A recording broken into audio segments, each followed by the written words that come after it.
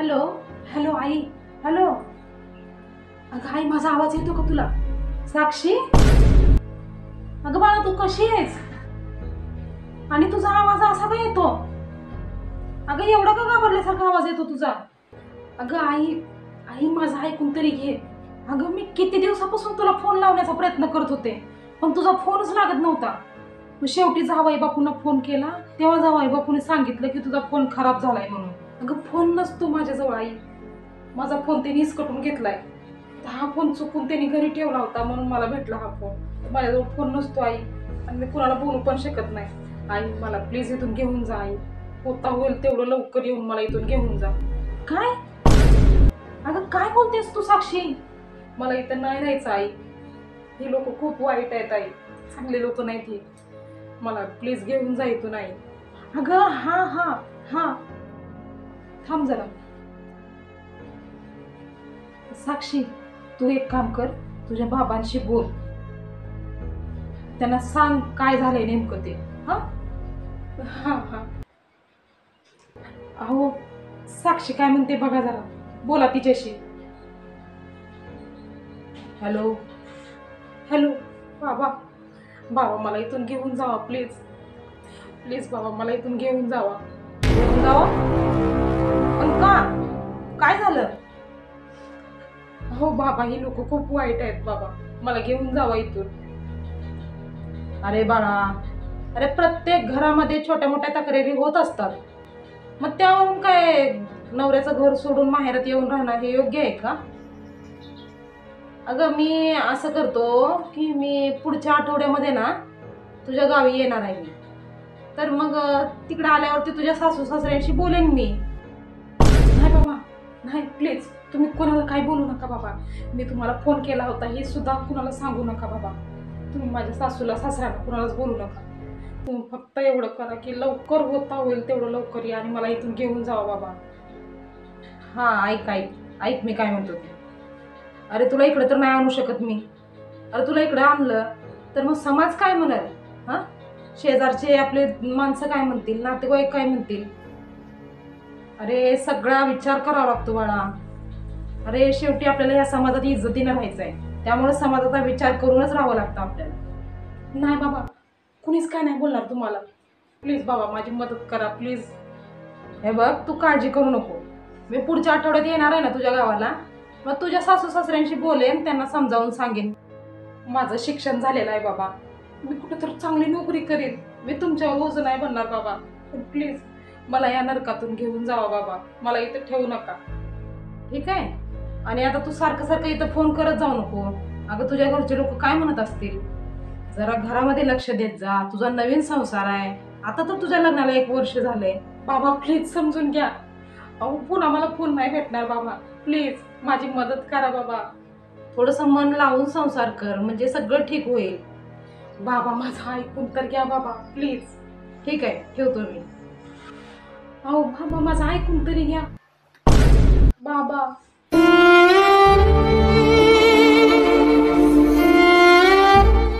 अहो काय म्हणली साक्षी? काय सांगितलं तिनं? काय झालंय मग तिकडं? किती घाबरली होती माझी साक्षी, मला तर खूप भीती वाटायला लागली हो. अरे त्यात घाबरण्यासारखं काय आहे एवढं? झालं असेल काहीतरी छोटं मोठं भांडण घरामध्ये, आणि तुला तर माहितीच आहे आजकालच्या पोरी. अरे छोटं मोठं जरी काय वादविवाद झाला घरामध्ये की लगेच केला माहेरला फोन. नाही हो, असं छोटे छोटे भांडण झाल्यावरती मला सांगल अशी नाही हो माझी साक्षी, नक्कीच काहीतरी मोठं भांडण झालंय. अहो किती दिवसापासून तिच्याजवळ फोन पण नाही देत कोणी. अहो आणि कितीतरी वेळा मी तिच्या सासरच्या लोकांना फोन केला होता, पण ती लोक प्रत्येक वेळा काही ना काहीतरी कारण देऊन टाळाटाळ करत असतात हो. तिच्याशी बोलणं होऊच देत नाहीत माझं. कधी बोलतात ती मंदिरात गेली, कधी बोलतात ती बाजारात गेली, कधी बोलतात ती आंघोळीला गेली, असं काही ना काहीतरी वेगळी कारण देऊन ती लोक टाळाटाळ करतात. माझं आणि माझ्या साक्षीचं बोलणंच होऊ देत नाहीत ती लोक. अरे पण मी म्हणतो तुला गरज काय तिकडे सारखं सारखं फोन करायची? अरे आता तर पोरीचा नवीन संसार चालू झालाय, तिला संसारात जरा लक्ष देऊ दे तिच्या. असं सतत सतत फोन करत जाऊ नको तिला. आणि हे अशा तुझ्यासारख्या आया जर असल्या ना, तर मग पोरीचं घर तुटल्याशिवाय राहत नाही. नाही हो नाही. अहो कुठल्या आईला वाटतं की तिच्या मुलीचं घर तुटावं म्हणून? पण माझी साक्षी खूप घाबरलेली होती हो. काय झालंय काय माहिती, अहो ठीक तर असेल ना ती? अरे सगळं ठीक आहे तिकडं.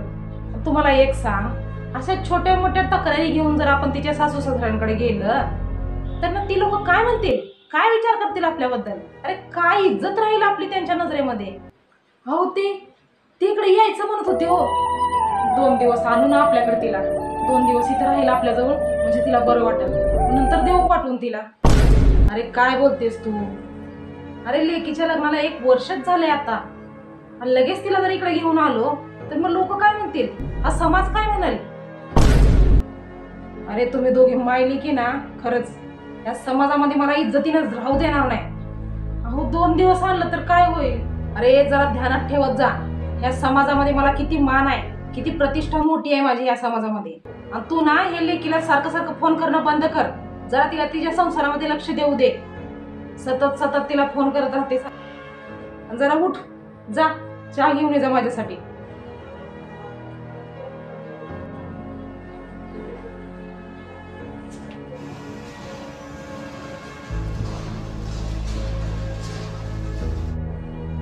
हा घ्या चहा.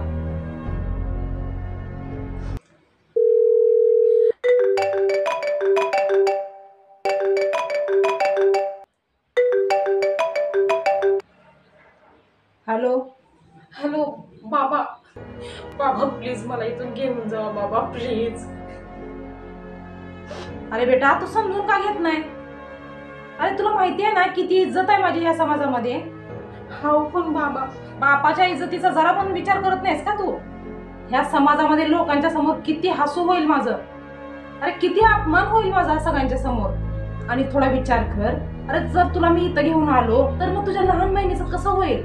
होईल का तिचं लग्न? अरे आजकाल चांगलं सोयरीक मिळणं, चांगलं स्थळ मिळणं हे किती अवघड झालंय, तुला पण माहिती आहे ना. मग जर नांदणाऱ्या पोरीला जर मी घरी आणून ठेवलं तर मग लोक माझ्याबद्दल काय बोलतील?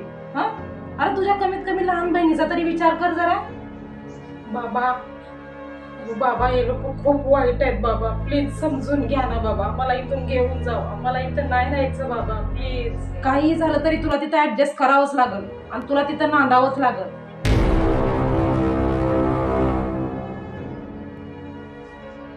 अरे आमच्या घराण्याची परंपरा आहे की जेव्हा लेक नांदायला जाते ना तिच्या घरी, तेव्हा एक तर नांदून तर नाव कमवते, नाहीतर मरून तर नाव कमवते. अरे समजून घे बाळा, तुझ्या बापाची लई इज्जत आहे या समाजामध्ये, आणि हे अशा छोट्या मोठ्या कारणावरून मला घालवायचे नाहीये. त्यामुळं थोडं संसारामध्ये लक्ष दे, सासू सासऱ्यांची सेवा कर, घरादारामध्ये लक्ष दे जरा, सगळं ठीक होईल. तू काळजी करू नको. हा, आणि येत्या 15 दिवसामध्ये मी येईनच तिकडे तुला भेटायला. हा चल ठेवतो.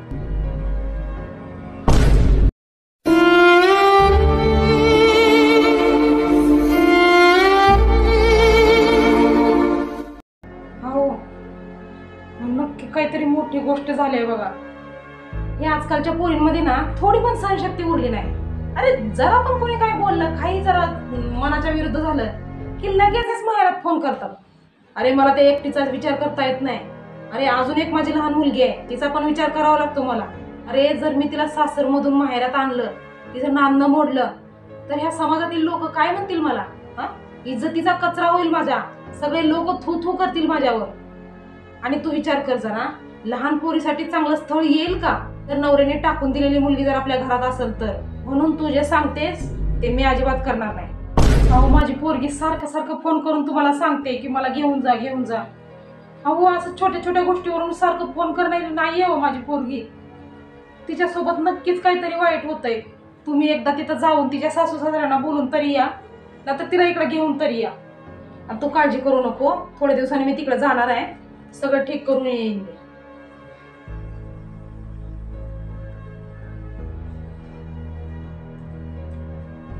अहो पण थोडा विचार करा. अहो तिने कधी नाही ती दिवसातून 2 वेळा फोन केला आपल्याला, माझी मदत करा माझी मदत करा असं म्हणते ती. नक्कीच काहीतरी खूप वाईट झालंय हो तिच्यासोबत.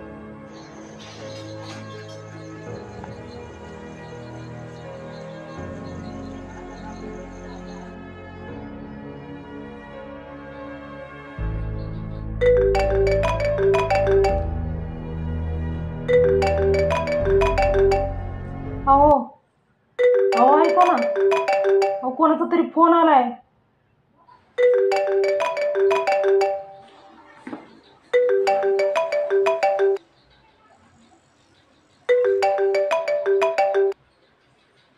हॅलो. काय काय झालं हो? अहो पण हे कसं झालं? कधी झालं?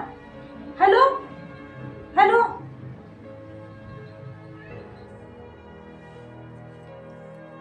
हो काय झालं? तुम्ही एवढं का घाबरलात? अगं साक्षीच्या सासरवाडीतून फोन आला होता. हा काय म्हणले ते? काय झालं आपल्या साक्षीला? अगं ते बोलत होते की साक्षी कपडे वाळू घालायला बाल्कनीत गेली आणि तिला चक्कर आली आणि ती 15 माळावरून खाली पडली आणि एवढ्या उंचावून पडल्यामुळं ती वाचू नाही शकली. अहो पण साक्षीचे बाबा, अहो पण हे कसं शक्य आहे? अहो पहाटेच्या 5 वाजलेत. अहो ह्या टायमाला कोण कपडे थोडीच वाळू घालत असतं. अशी कशी ती पडली? अहो ती काय लहान मुलगी आहे का की खेळत खेळत पडली म्हणायला? अगं ते बोलत होते की तिला फिट येत होती. काय बोलताय तुम्ही? फिट येत होती? हो माझी मुलगी इथं 20-22 वर्षापर्यंत इथं लहानाची मोठी झाली, तिला कधी फिट आली नाही. हो माझी साक्षीची तब्येत एवढी चांगली होती की तिला कधी साधा डोकेदुखीचा सुद्धा त्रास झाला नाही आणि बोलतात फिट येते तिला. अहो एवढी लहानाची मोठी ती आपल्या समोर झाली, आपल्या समोर कधी तिला फिट आली का? आम्ही कधी बघितलं नाही बाई तिला फिट आलेलं. हे काय झालं माझ्या साक्षीला?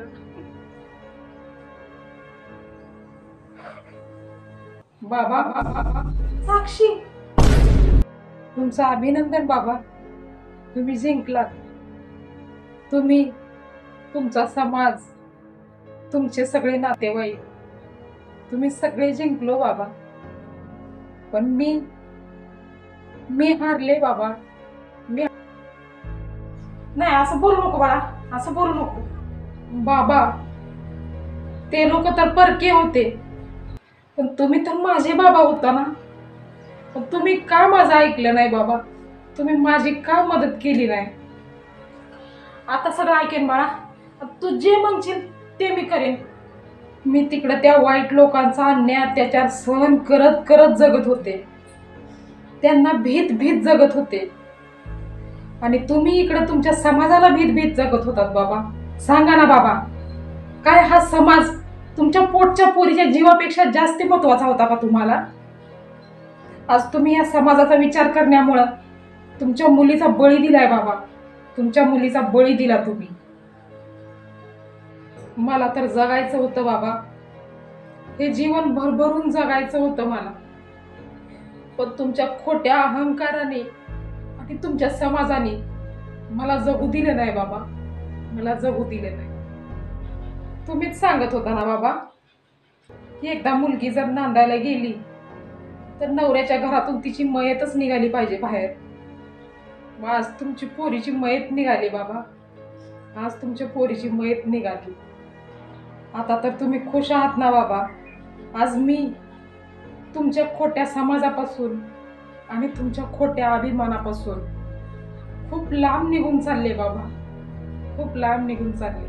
नाही नाही बाळा, नाही, मी चालले बाबा, मी चालले.